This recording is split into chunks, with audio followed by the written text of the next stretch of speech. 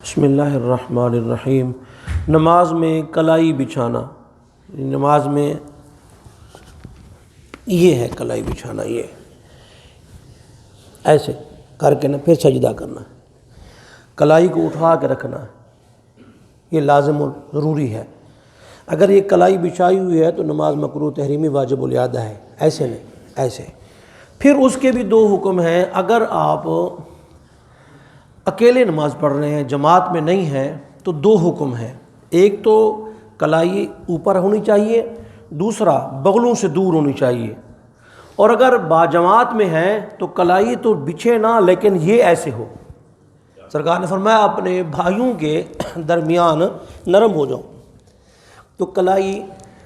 اور دوسری بات، سجدے میں جا کے اپنے پاؤں کی انگلی کا پیٹ زمین پر لگانا لازم اور ضروری ہے۔ انگلی کا پیٹ، دونوں پاؤں اٹھا لیتے ہیں، نماز کیسے ہوگی بھائی؟ دونوں پاؤں اٹھے ہوئے، اور ہر پاؤں کی ایک انگلی کا پیٹ لگنا فرض، تین انگلیوں کا پیٹ لگنا واجب ہے۔ اور پیٹ لگنا یہ نہیں ہوتا ایسے، نہیں، یہ ایسے، یہ اس کو کہتے ہیں، یعنی ایسے کہ اس کا پیٹ لگے۔ اگر ایسے کیا کہ انگلیوں کا سرا جو ہے وہ زمین پہ لگ رہا ہے لیکن زور نہیں دیا، اس کا پیٹ نہیں لگ رہا، نماز نہیں ہوگی۔ اور اس سے بہت سارے جو احباب ہیں ان کو اس کی طرف توجہ نہیں ہے، دھیان نہیں ہے۔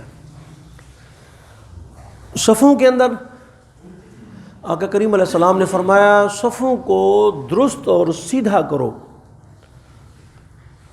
اور یہ کرنا واجب ہے۔ فرمایا صفوں کو درست کرو ورنہ تمہارے درمیان اختلاف ہو جائے گا، صفیں ٹیڑھی، دل ٹیڑھے، اختلاف ہو جائے گا۔ صفیں کس طرح درست کریں؟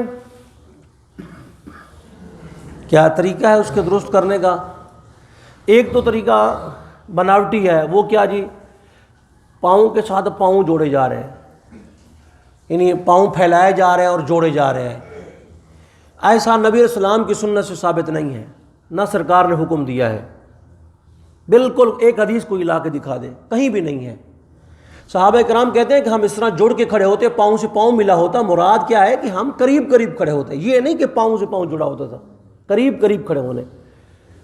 تو اگر پاؤں سے پاؤں جوڑنا ہے تو وہاں حدیث پاک میں ہے گھٹنے سے گھٹنا بھی جوڑو، کندھے سے کندھا بھی جوڑو، گردن سے گردن بھی جوڑو۔ پھر اگر پاؤں جوڑو گے تو گھٹنا ہٹ جائے گا۔ تو صف کو جوڑنے کا بہترین طریقہ ہے، جہاں سے صف شروع ہو رہی ہے اپنی ایڑی کو وہیں رکھیں، ہر بندہ اپنی ایڑی کو وہیں رکھے۔ ایڑی پیچھے آگے تو نہیں ہے، ابھی نماز میں کھڑے دیکھنا، ایڑی آگے پیچھے تو نہیں ہے، بالکل صف سیدھی ہو جائے گی۔ اپنا پاؤں جہاں صف ہے اپنی ایڑی کو وہیں صف پر رکھیں، ایسے دیکھیں پیچھے تو نہیں ہے، تو پاؤں چھوٹا ہے، بڑا ہے، کچھ ہے، کندھا آپ کا برابر ہو جائے گا۔ اور اسی طرح صف کے اندر جگہ موجود ہوتی ہے، مثلا پہلی صف میں جگہ موجود ہے، وہ دوسری میں کھڑا ہو جاتا ہے۔ اکثر دیکھتے ہیں نہیں، جماعت کھڑی ہے، وہ دوسری صف خالی ہے، تیسری میں 4 بندے کھڑے ہوئے ہیں۔ نبی پاک علیہ السلام نے فرمایا کہ یہاں تک حکم ہے کہ اگر لوگ کھڑے ہو چکے ہیں، جماعت ہو چکی ہے، پہلی صف میں جگہ موجود ہے، ان کی گردنوں کو پھلانگ کے جائے۔ اور سرکار نے فرمایا اس نے اپنی گردن کو پھلانگنے کی خود اجازت دی ہے، اس نے پہلی صف کیوں نہیں پر کی؟ فرمایا بہترین قدم وہ ہے جو صف کو پورا کرے، اور فرمایا جو صف میں فرجہ دیکھے، کھلی جگہ دیکھے، جا کے اس کو فل کر دے، پر کر دے، اللہ اس کی بخشش فرما دیتا ہے۔ اور ہم نے سمجھا ہوا کیا ہے؟ ہم نے سمجھا ہوا ہے کہ بس پہلی 70 ہوگی بس، پھر نہیں، پھر برابر ہے۔ نہ، پہلی صف کا ثواب ہے، پھر دوسری کا تیسری سے زیادہ ہے، پھر تیسری کا چوتھی سے زیادہ ہے، پھر چوتھی کا 5ویں سے زیادہ ہے، 5ویں کا 6ٹھی سے زیادہ ہے، 6ٹھی کا 7ویں سے زیادہ ہے۔ یہ ثواب کا ریشو چل رہا ہے آخر تک۔ آپ تو سمجھے پہلی صف کی بات ختم ہو گئی، تو پہلی صف سبحان اللہ بڑی برکت والی بات ہے، کوئی شک اس میں نہیں ہے۔ اسی طرح صف کے اندر جو ہے وہ مل کر کھڑا ہونا، یعنی درمیان میں ہم بہت سارا گیپ دے دیتے ہیں، مل کر کھڑا ہونا۔ اگر مل کر کھڑے نہیں ہو گئے تو شیطان بھیڑ کے بچے کے درمیان داخل ہو جائے گا۔ یہ ساری باتیں واجب ہیں، صف سیدھی کرنا بھی واجب ہے، پر کرنا بھی واجب ہے، اور اس طرح کھڑا ہونا کہ درمیان میں جگہ باقی نہ رہے یہ بھی واجب ہے۔ لیکن اس کا مطلب یہ نہیں ہے کہ تھوڑی سی جگہ ہے تو جناب اس نے پاؤں رکھا اور اس طرح کا ٹٹم ٹیٹ کر ساری کر دے، یہ غلط ہے. جگہ ہی نہیں ہے، تھوڑی سی اس نے پاؤں رکھ کے جناب آ کے اس نے کر دیا نا. سرکار نے فرمایا ایک بندہ پہلی صف میں آیا اور اس نے پاؤں رکھا، دیکھا تو صف ٹیٹم ٹیٹ پچھلی میں چلا گیا، اس کا ثواب پہلی سے بھی زیادہ ہے، دگنا ہے.